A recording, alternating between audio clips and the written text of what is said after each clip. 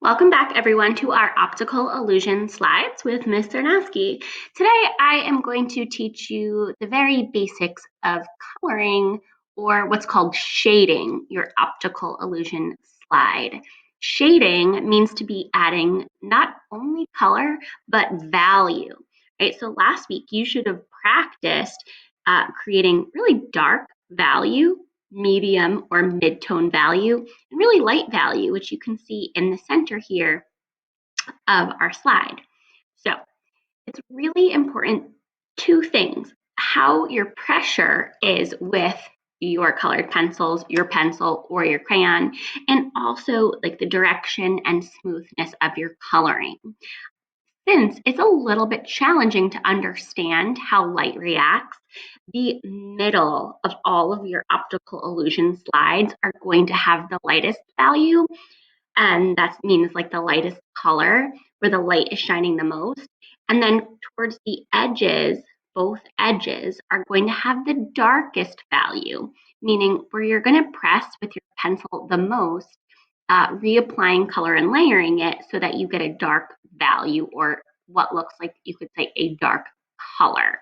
But value, remember, is more than color. It means the lightness or darkness of how much light is actually shining. I just made this one orange, but right now I have a lot of different colored pencils in case you also want to get fancy with your coloring. Now, you can really start anywhere in your drawing, but I'm going to start at the edge of one of these, and it really does make a difference the direction you color. So if I color, or that word shade, right? Because it's shading by adding value. If I color straight up and down, in the corners, I want to keep layering. So I'm pressing pretty hard, right? The pressure of my pencil. And I keep layering, meaning I color on top of my lines a few times to make sure it's a darker value. Then I start to lighten up with my pressure of my pencil to create a mid-tone value. And then finally, I call this feather coloring, where you're like almost coloring as light as a feather. Imagine like how gentle that would be until you have white in the middle. And you do want to leave a little bit of white. Then I'm going to come to the other side, and same thing. I'm going to color. This is an example of coloring up and down in the direction. It does have different effects.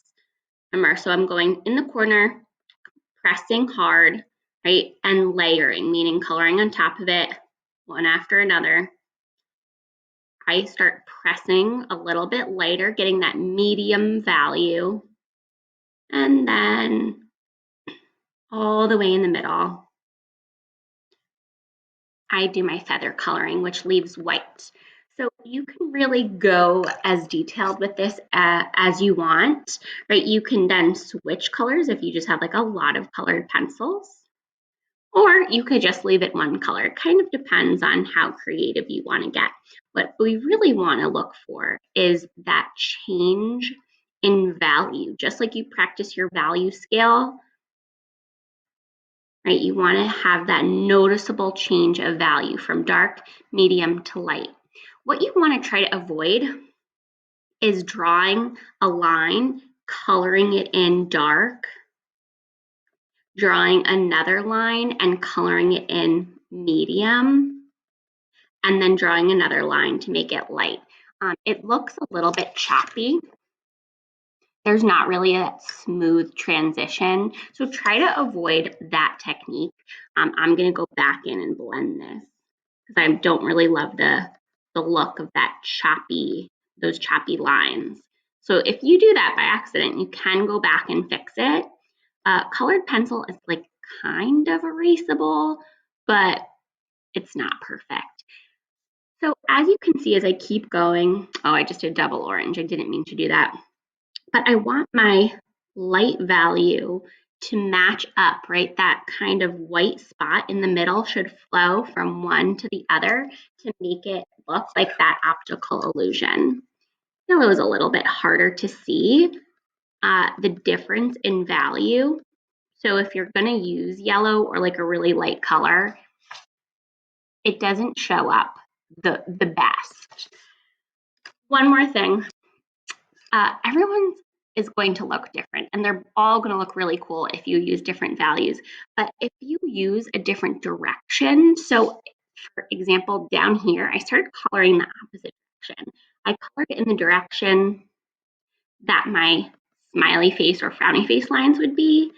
I applied the same technique of colored a dark value in the edges, medium value, and then pressed lighter right in the middle.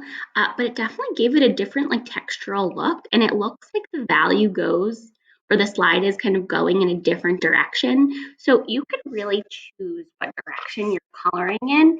You just might want to be consistent. And as you can tell, as you keep coloring, it looks like it's popping out into the middle and that it's receding into the background or into space in those little crevices. Good luck today. This is certainly something that you can do over just a little bit of time to relax and concentrate.